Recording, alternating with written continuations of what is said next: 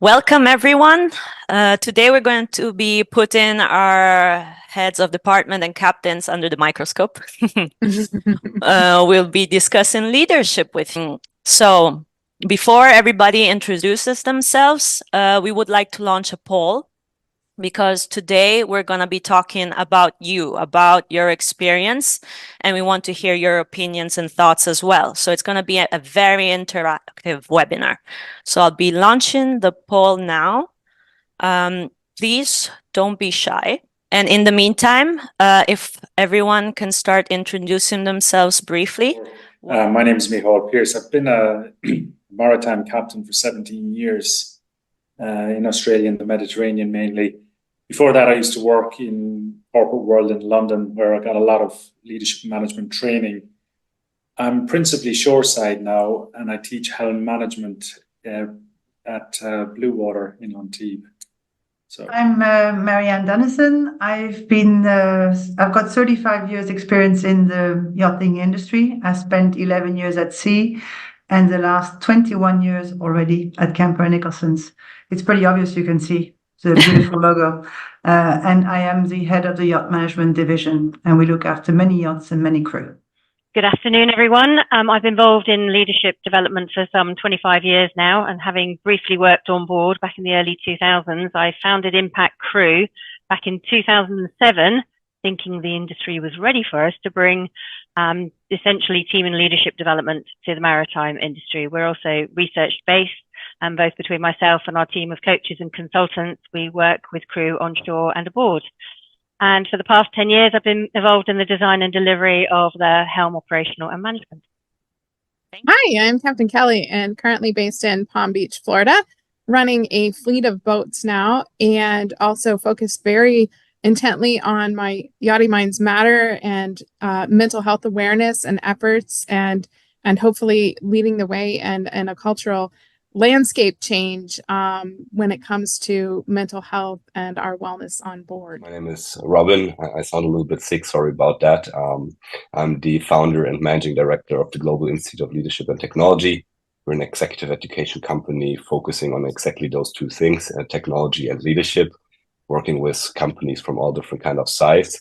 And I'm really excited to be now in this group of people that are living on the sea, because my part on the sea is only that I'm a hobby skipper every year on the Adriatic and sailing my small little boats around.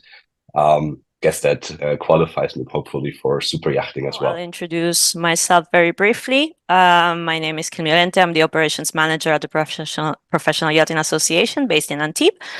And we are a non-profit organization for those who don't know us yet. And we're organizing this webinar for you guys in collaboration with Bluewater. Sarah is here co-hosting with me. Sarah, would you like to introduce yourself briefly?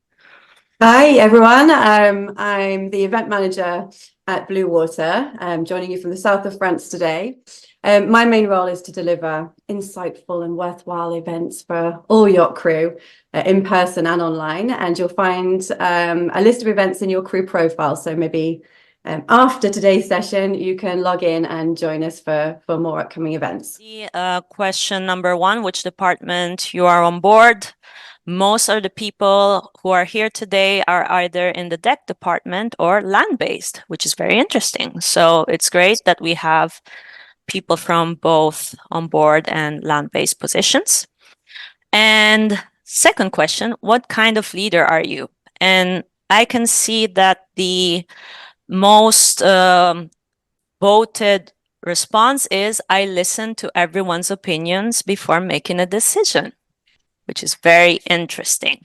So first of all, what do we mean by leadership, right? Because there are many ways that we could interpret leadership. And I want to ask our panel, what are their thoughts about this, considering also this first response that we've heard, which is I listen to everybody's opinions before making a decision. Leadership for me, and probably one of the most essential skills is being being vulnerable. Because if you're vulnerable with, in this case, our crew, or wherever, for me, my crew, since I'm on board, if I am vulnerable with my crew, then that breeds trust. And if trust is bred throughout the team, then that ultimately ends up creating the most high functioning team that you can have. So I think that probably one of the most important skills to have is as a leader is vulnerability. And then probably the second most important skill is knowing that as a leader, you're not supposed to have all of the answers. You're not going to have all of the answers. And it's pretty awfully hard on yourself to expect yourself to have all of your answers. And I also encourage, though, if there's any crew listening too, to understand that your captain is there as the leader, as the visionary, to put together the most high performing and best functioning team that they can. And we can't possibly have all of the answers. So that's again why we have to really, I think our responsibility is to work as hard as we can to producing the best and well put together team that we can. I have 5 words on that: respect, empathy, good communication, integrity, and knowledge. They're not my words. In HELM class, every Monday I ask about leadership, and they're the students' words. Invariably, I put them up on the board, and I think that's a good assessment. And often I end up asking the students, "Well, do you identify with those in yourself?" I think one of the important factors for a leader is the need to be a bit of a chameleon, actually. It's about being flexible, about being adaptable, because it depends on the situation, it depends on the individual. Some research has asked what is it that people want from their leader, and quite often we hear things like someone who motivates and inspires me and someone who actually listens to me. So it's good to hear that your poll agree with you. I'll bounce on everyone's comments. Leadership doesn't come without the support and the help of the team. Leadership and team all go together. Without the team, you can't be a leader, and vice versa. So in the way of leading a team, as much I believe on board the vessel as in a team ashore, and as you know, I work ashore, it's really the person who answered your question, Kim, by saying you listen to others before making a decision. That is very honorable. And I would say, depending on the situations, it's always good to make decisions with everyone's input and then weigh the good and the bad and then make a common decision based on the teamwork and based on what you're trying to achieve. So for the teamwork to work, you need to go back a few steps by putting a mission in place for the team to go to and enable everybody in your team to go to that goal together. And like Kelly rightly said, we don't have all the answers as a leader, and bounce on everyone's expertise to be able to move forward and reach that goal together. It's amazing what people can do when they are very united. As I always pretty much say, I'm probably one of the luckiest managers in this industry because I have a very snug team where everyone is helping each other because we all have different qualities and we have that insight. On board a vessel, every person is as important as a captain. Somebody asked, how do you suggest us to deal when the captain leadership gets questioned and bypassed every day by a micromanagement obsessed manager? I feel very sorry for the person having a micromanagement obsessed yacht manager, because the role of a yacht manager is to work together with a captain for what the owners actually want at the end of the day. So it should be teamwork between the vessel and the shore management. So if you have a micromanagement team, you might need to think about finding people that you like to work with. I don't think anybody, if it's forced upon you, well, it's bad luck. But maybe it's also about training the management in understanding your position. And it's only by sharing knowledge that you'll have people shift their point of view and how they'll lead their teams respectively. So teamwork and leadership for me goes in many directions. It's not from the top down, it's not from the bottom up. It's a complete mix, mixing people's qualities and knowledge. Yeah, I mean, the hardest question to ask about what is leadership actually, because no matter where you look, there's no real right or wrong about that, and there's no like real hard definition that we have all agreed upon to say like this is the way to follow. I think it's not really important which one the right definition is. It's more about having the clarity on what the definition for oneself is, so that we're talking about the same things in the same context. So for me personally, it's like one big competence that stands out when we're talking leadership, and that's the part of activating people towards a common goal or a team. And this resonates pretty much with everything the others already have said here. The big team compartment, if there's nobody else there, then you don't need a leader. That's one part. And I think another really important part that directly also resonates to what Kelly was saying, I'm using a little bit different words here, is that you can stay actionable in times of uncertainty, right? Kelly, you used the word vulnerability. You don't need to know everything by yourself, but nevertheless, you need to move forward in some way, which might be that you're asking someone else to take the decision, that someone else takes on the ownership of something, that you're bringing together the bits and pieces around you to work towards what you're having, right? That you're not stuck in inaction because nobody knows what to do. And based on that, there's so many different kind of styles and so many different ways how leadership can function, and whatever kind of skills you want to bring in. Someone is more of a caring leader and is more engaged with the team on a day in, day out. Another one is more like a little bit cooler mentor that is not so emotional, but nevertheless doesn't achieve less good results. And really, for me, leadership is something that occurs on all levels within the organization. It's not just, in this case, the captain or the manager or the CEO of a company, but leadership is every day, and everybody needs to partake in some way. So if I'm, as the captain in this case, influencing a decision, then I also need to be open to be influenced by someone else to take better decisions. So it's in both directions, an everyday skill, and that's why I think we should all take on this responsibility of how we actually move forward as a team. Thank you, Robin. So let's move on with the next poll question. And we've asked our guests what they've experienced. And not surprisingly, they've experienced both negative and good management. Very few people answered only good management, and quite a few negative leadership, but the vast majority both. And the following question was, should the captain have all the answers? And the vast majority answered no, but they should be aware of all the issues on board. Yeah, I'm not surprised that there is a largely negative reaction towards the leadership. You got to understand that as master of a vessel, what you did almost all day, every day, was admin and management of people, and not necessarily in that order. The two things that you've little or no training for, and hence the results are there all to see. So sadly, that result isn't that surprising. I think, Kelly, you were generous when you mentioned it was 10% and the 90% rule. Yeah, so I said that captains spend 90% of their training to do 10% of their job, but spend 90% of their time doing 10% of what 10% of the training was for.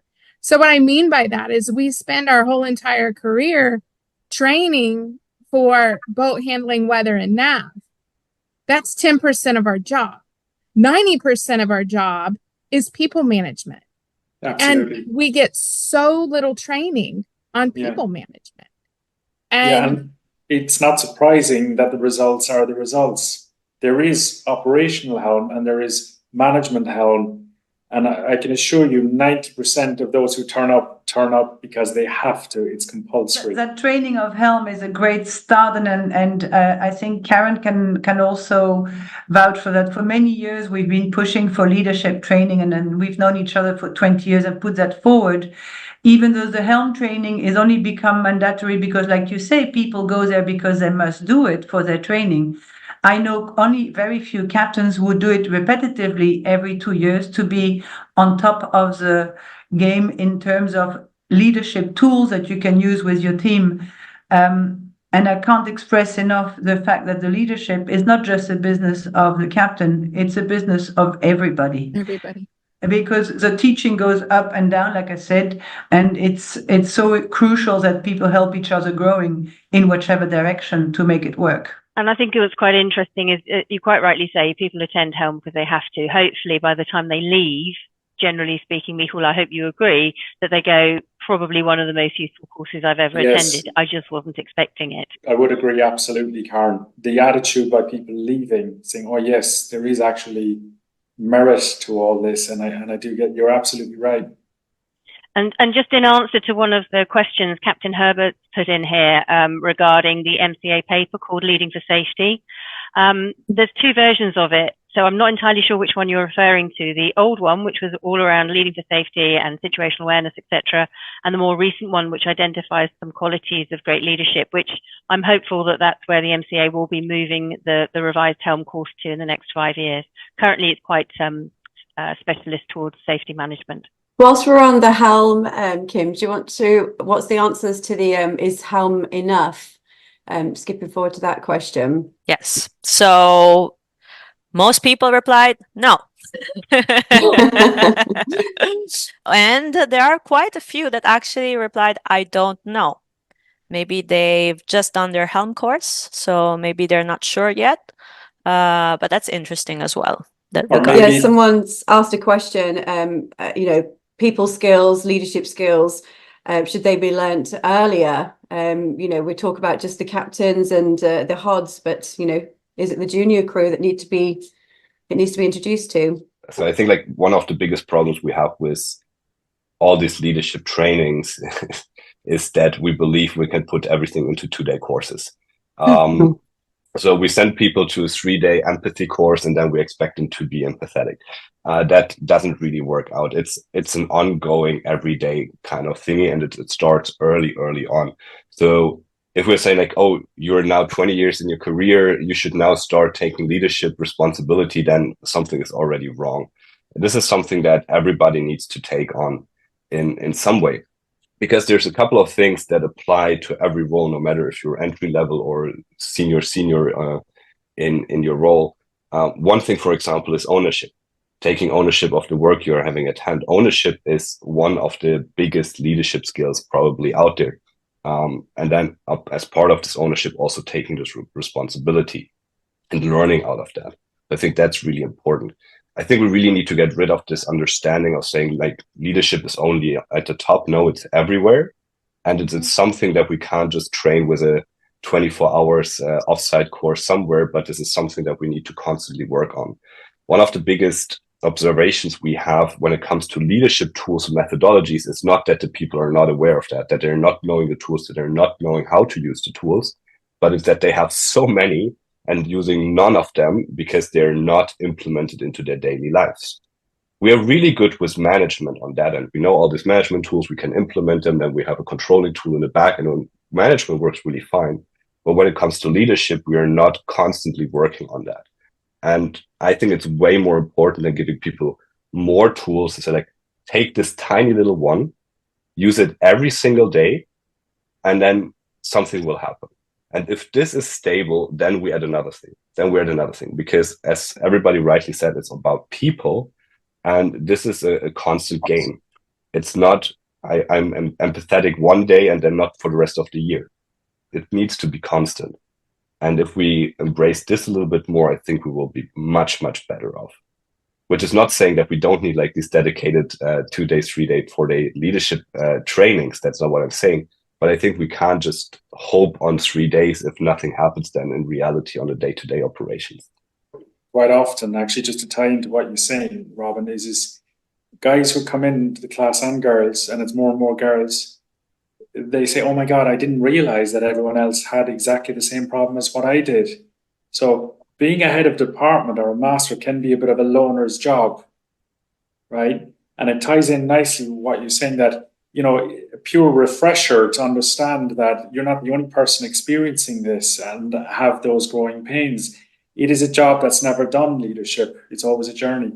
It is. And I want to echo on that. And Robin, you made a lot of good points, and accountability. And so making yourself accountable for continuing your study of leadership. And this is probably one of the simplest pieces of advice that I could offer as a leader, and something that I do every night. So, you know, when I clock out from work, and I want to decompress, whether it be exercise or whether it be watch something on TV or read a book or whatever, I make sure that I spend every night some period of time either reading an article on leadership, watching a YouTube video on leadership, reading a book on leadership. So I have committed to my own self that every day, some days I may only have 20 minutes, left of brain power to do it. Sometimes I, might spend 2 hours a night studying leadership in some form. But that is something that I have committed myself to advance my own leadership. You're responsible for it. You can't just say, well, I took the 5-day HELM course and that's it. And another good point that one of you guys mentioned is that leadership's a two-way street. We're all leaders in some capacity. It's not just the captain. It's not just the HOD. It could be the youngest and freshest deckhand or interior crew member. You are a leader in some capacity, even if it's just being a leader of your own life.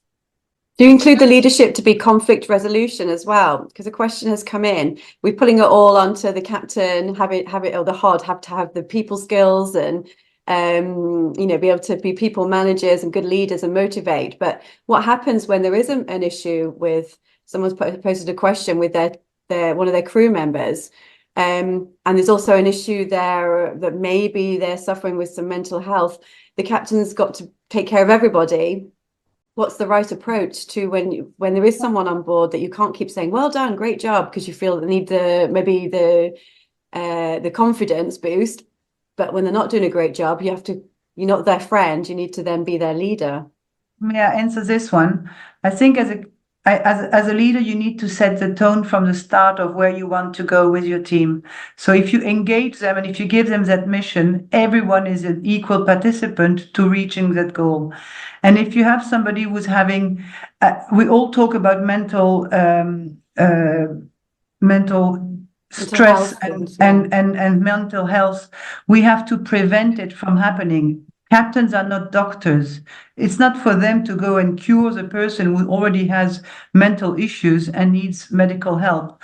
So in order to avoid for those things to happen, you have to detect what are the first signs of somebody being mentally under stress or feeling ill or feeling weak. And if somebody is feeling down one day, it is for the team to bring him up.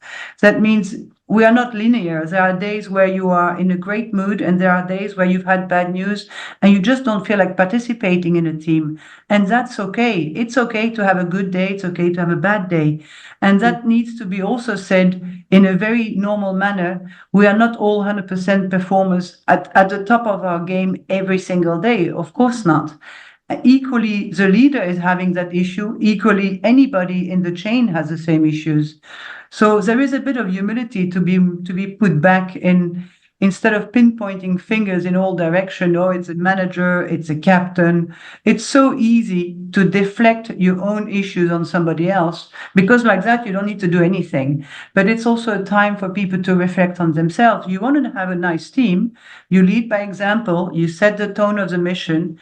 Be kind, be firm, but be fair. And I think there is all that in the way you give people the power, but also you guide them. As a leader, you're the one they're guiding. So, and as Kelly and everyone said before, no, you don't have all the answers. I know you're not perfect.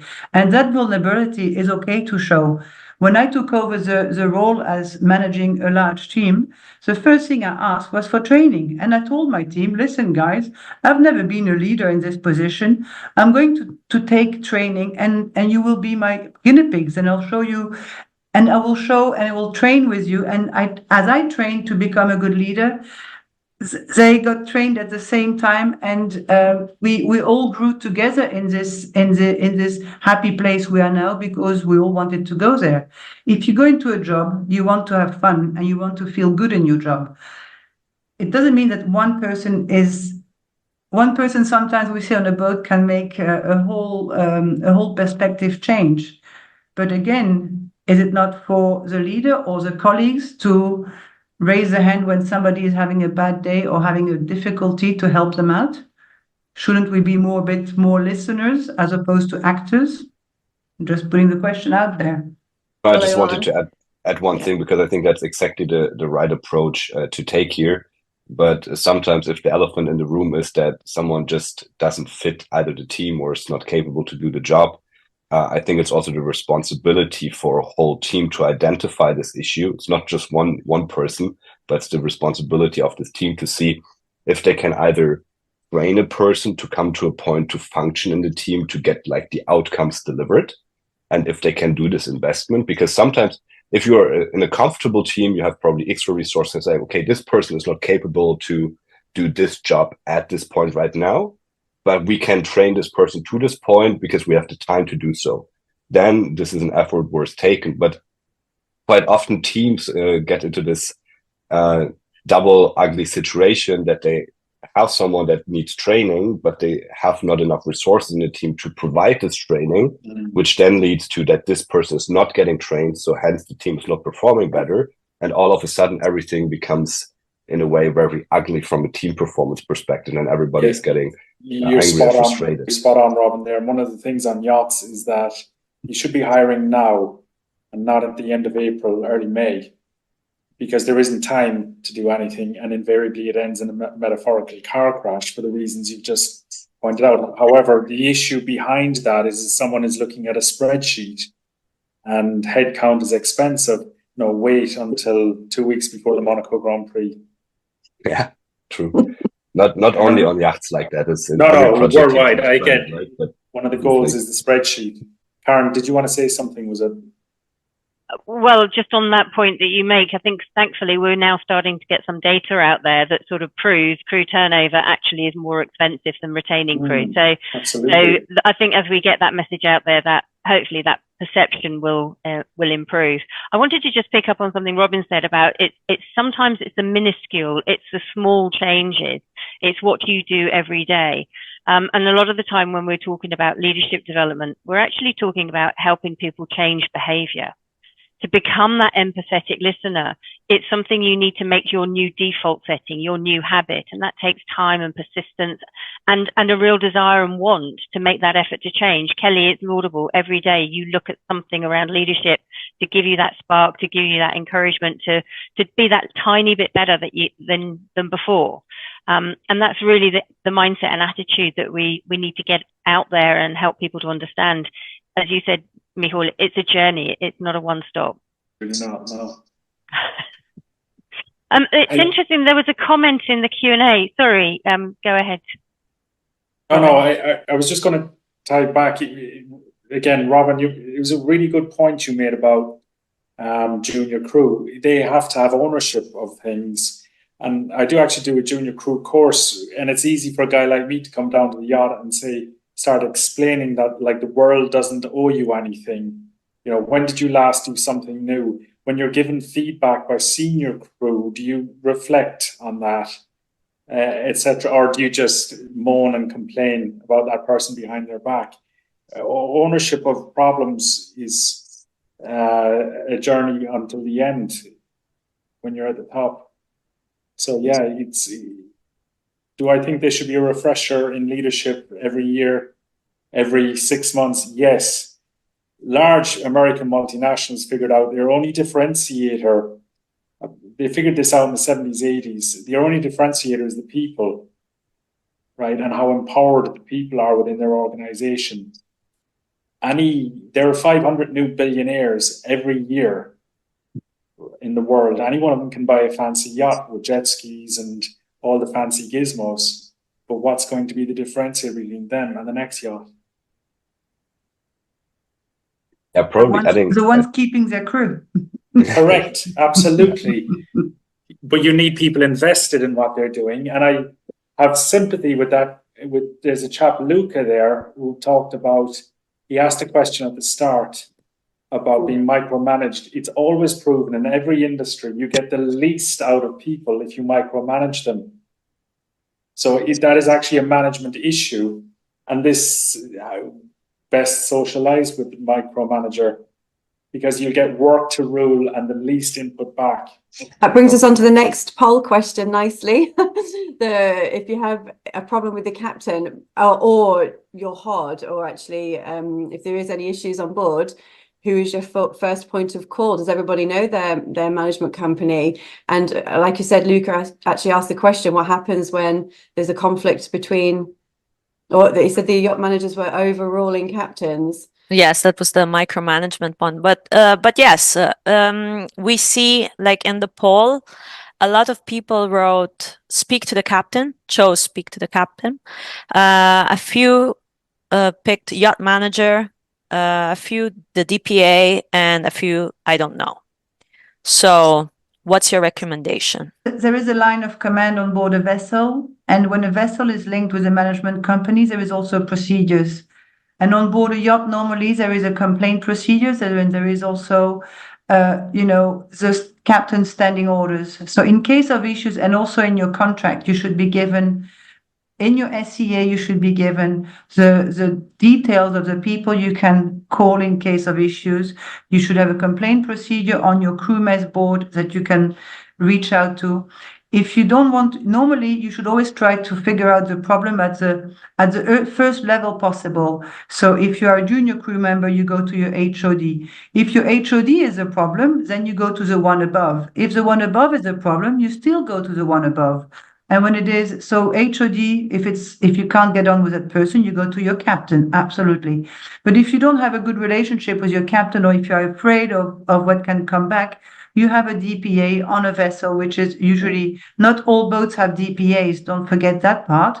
So some boats don't have a DPA, but if they do have a management company, don't hesitate to call the management company. And at the beginning of your call, you say, this is a confidential matter and I'd like it to be taken as such.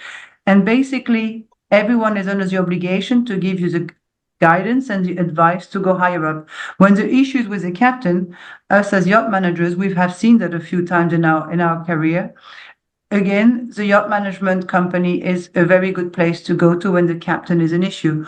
All this is all very well laid out when there is a manager, a management company, and a vessel. But I feel very sorry for all the people who do not have all those branches, all those people that they can call or reach out to. Yeah, I just want to add something really briefly in there. Sometimes it doesn't work, right?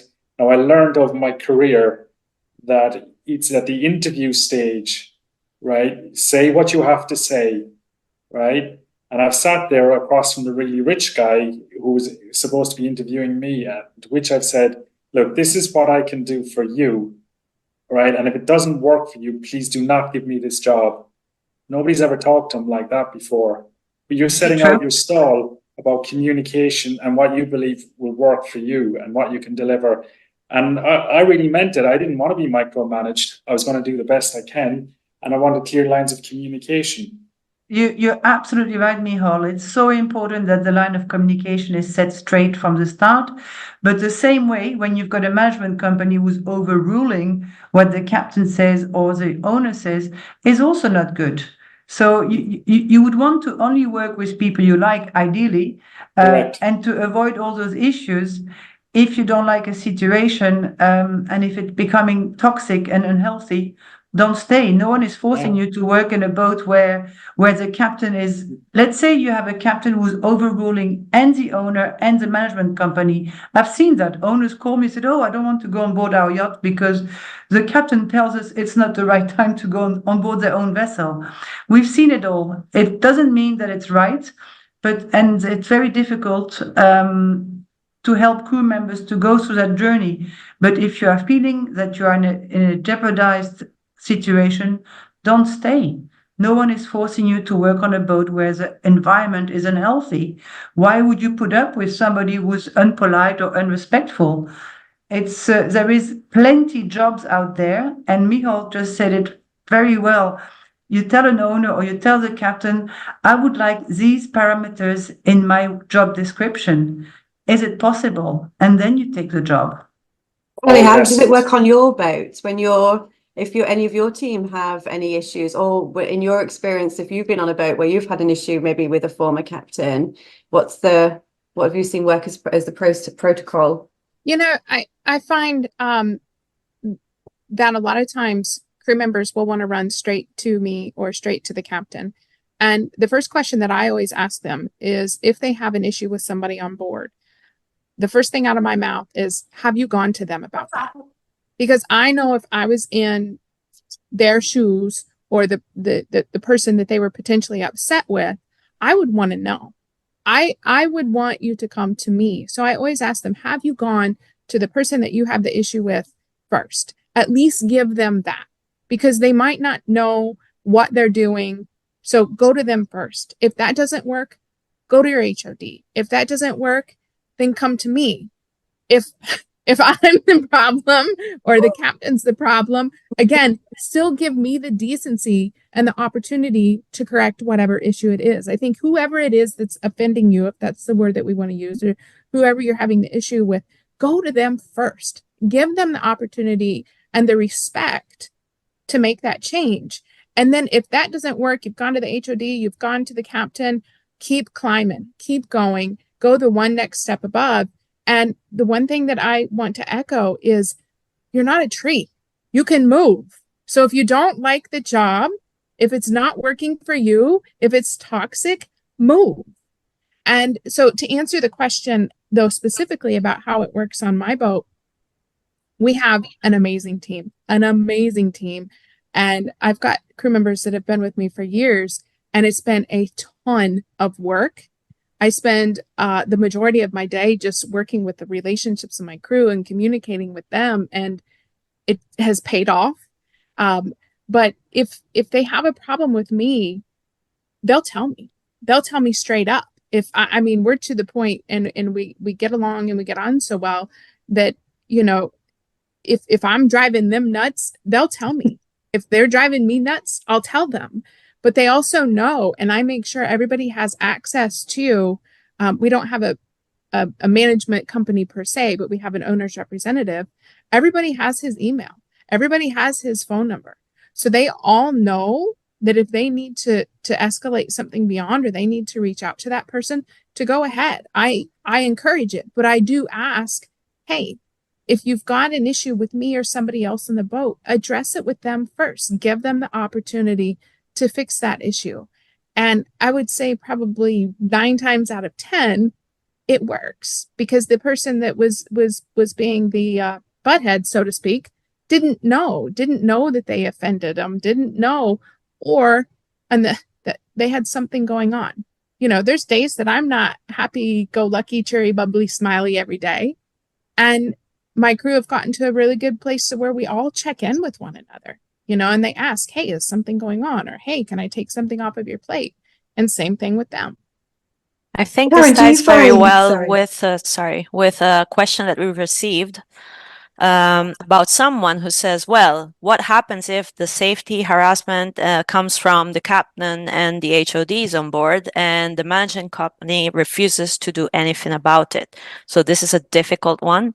But, you know, if one has tried talking to the people and nothing changes and nothing happens. That's like Kelly said, if nothing works, move. Yeah. Don't stay in a place where you don't have an exit, because if they're all not listening, then there is a real problem. If even the management company is not listening, or the flag state, or the owner himself, I mean, I don't know how high you can go, but usually when you have an issue, you try at your first level, and then you go the next step. But if you get to reach above the captain, you've got the yacht management company who is in cahoots with the captain. That's also strange. It's not their role. As I said, they should teamwork.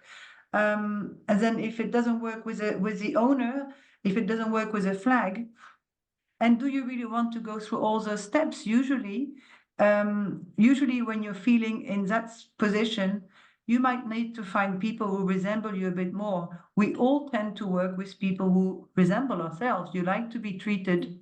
You try to treat people the way you like to be treated. So undeniably, you'll attract people with your own, with the same vision, with the same passion, with the same values, and then you are able to move forward. Marianne, would you agree with me? And I'll drag Robin in on this as well. There's a shortage of good people, right? If it's not working and you've gone through all those hoops, there is a really huge shortage of good people in yachting. And that's not unique to yachting, Robin. I'm sure you can confirm that everyone is chasing a limited pool of talent, right? Don't get consumed in a toxic environment, right? Management companies, boats should be employing good people and supporting them.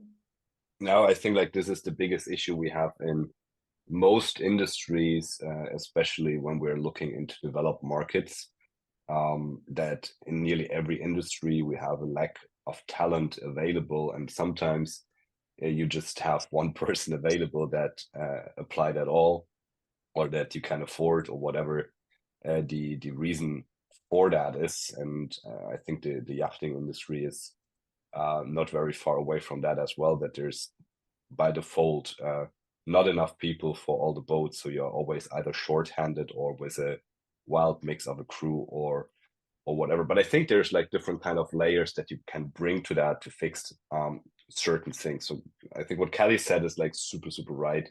Like try to fix the problems at the intersections where they're actually occurring, and if they occur, I think next to good leadership, you also need good management, because leadership is one part of it, but management is the other part of that. So, for example, most of those issues you normally have resulting in team conflicts is something that you can have once, find a solution for that, and then define a management framework for that, either with a standard operating procedure or any kind of other standardization on board, either by establishing rules or having like a shared value set, what have you, right? Because I'm not sure how it is on yachts, right? Because I have never been working on one, but if I know from teams, like you have like this typical issues that people say, oh, this guy always leaves their dirty coffee cup on the table and it drives me crazy. So I think the same probably applies on a boat, right? Where people say, oh, they always drop their clothes on the floor and it drives me crazy or whatever. So just define one times the rule, because if you have a rule or a standard operation procedure, it takes out the ambiguity of a human being. You can always say like, hey, we as a team have defined we want to do it like this. What we have right now here is not how we defined it. So we either change how we defined it, or you need to change your behavior. Then it takes out the ambiguity and makes it a little bit more neutral. Because a lot of those conflicts and a lot of those elephants we normally have in team dynamics in the room are subjective. It's like I feel like that, and you say like, oh, I feel like this, and this is not the best foundation to find a solution. I think something that's important, very simple though, is you need to check yourself too. So let's say you're having trouble with everybody on your boat, and you think your department head, sucks. You think your captain sucks. The management company does too. Check yourself. Are you part of the problem? Are you battling something on the inside that you really need to maybe address so that you can be a better part of the team? So I think a lot of times people are really quick to point the fingers of oh, the captain's not doing his job, or the HOD's not doing their job. Well, are you doing your job? Are you pleasant to work with? Are you fun to work with? And it just seems so simple, but I think we need to remind ourselves to check ourselves and make sure we're doing our part of the team as well. I mean, that's where you've got those tools that you should use in teams. And like you say, how to check yourself, put people in different situations. Ask people to do somebody else's job for half a day. Usually after an hour, they will understand that the job that they are being trained for, and when they are finger pointing to somebody else's job, when they stand in their shoes, suddenly they understand it's not that easy. So I like the swapping of roles. You put somebody who is normally in one area of the vessel into another one. A very simple example, you put the engineer into the laundry room for an hour and the laundryman into the engine room. They both will know that they can't do the job, and suddenly they will revert back by having a bit more respect for each other's job. Usually why people do have conflicts is because they don't understand what the other one is doing. There is a lack of understanding, there is a lack of knowledge.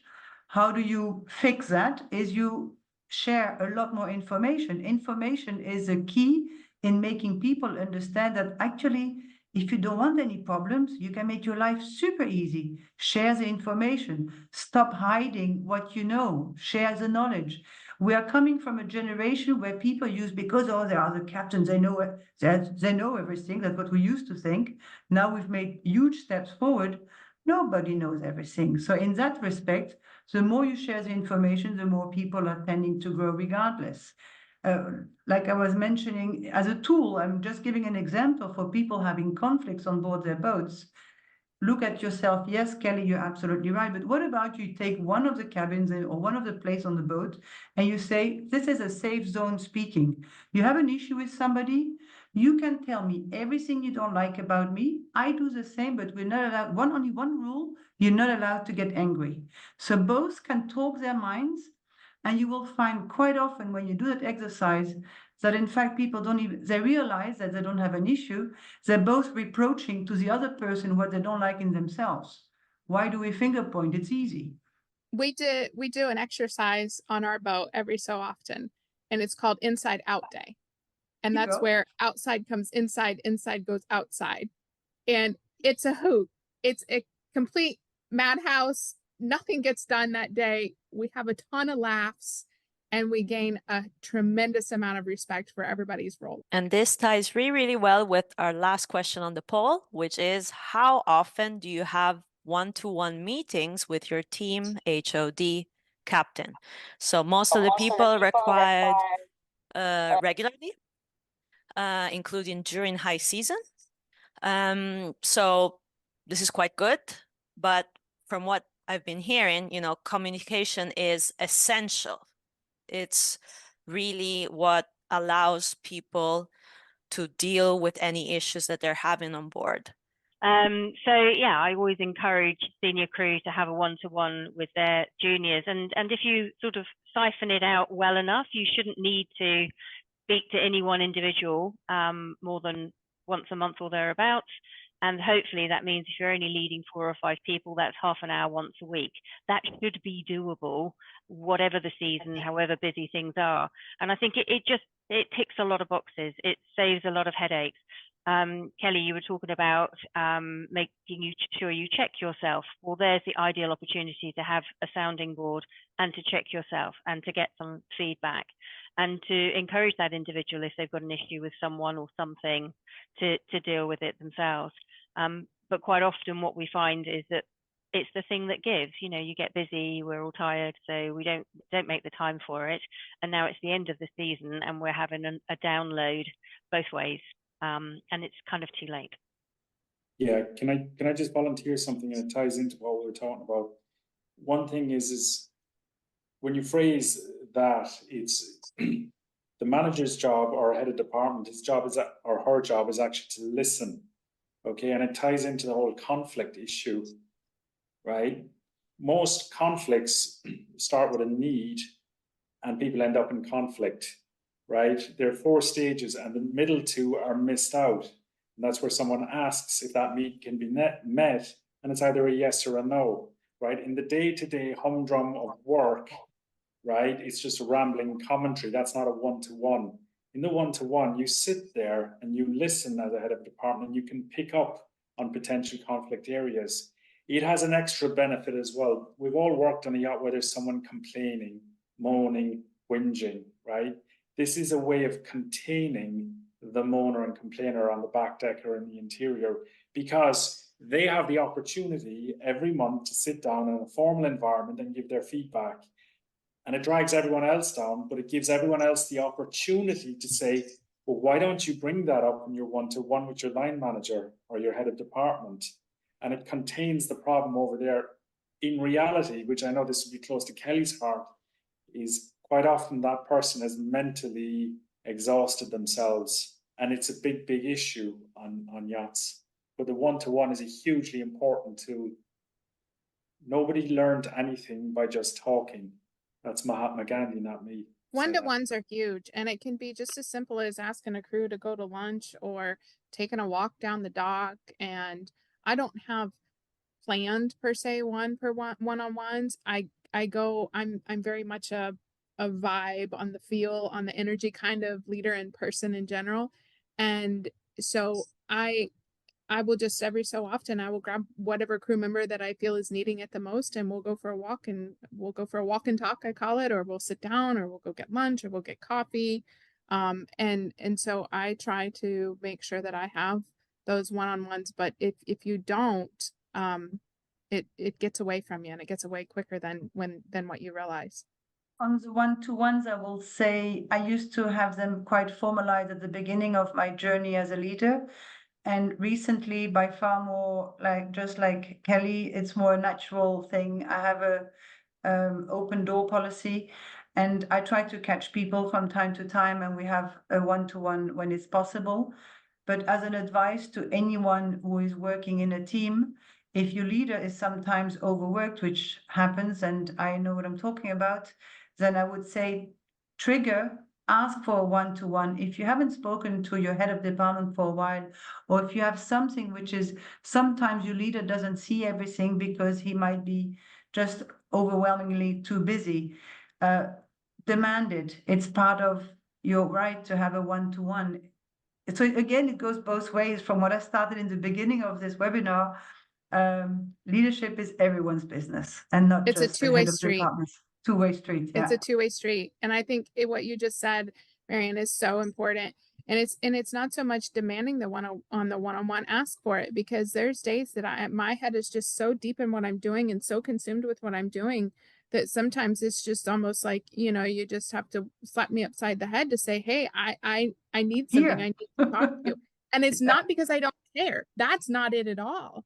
It's because I'm so much inside my own head. So younger crew need to realize, don't put all this on the captain, because this is a two-way street and we're a team. So if I'm not giving you what you need, please tell me, because there could be something going on. I have bad days too.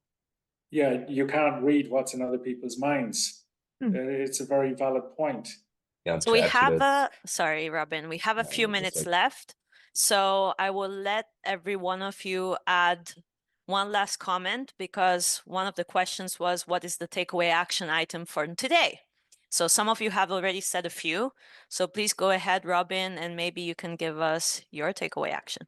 So one thing related to having these interactions with these private conversations is you need to have trust for that. Quite often we're still in teams where if you have a one-on-one, someone considers that as, oh, something bad is going on. They sleep for 2 days really bad because they think they will get, I don't know, fired or whatever. So establishing this trust and also the purpose of these kind of interaction, I think is really, really important. And then also, and this is probably the takeaway for me for this part, is to say it needs to be also meaningful. Quite often we have a lot of artificial leadership routines embedded into teams or organizations that are just not meaningful. A good one is the typical daily stand-ups or something like that. They are great if you have to talk about something every single day and if there's an outcome out of that. But if you're ending up, everybody comes together, everybody comes late with their coffee just to figure out, oh, we have just a coffee to drink and nothing really happens, and it loses the meaningfulness of that. So I think what Marianne and also Kelly said, making this more meaningful in the sense that it can be also more natural is really helpful. And we have, for example, in our team, the Devil's Monday. This happens once every month, and the Devil's Monday is where one person of the team is just assigned to identify everything that is running badly in our team.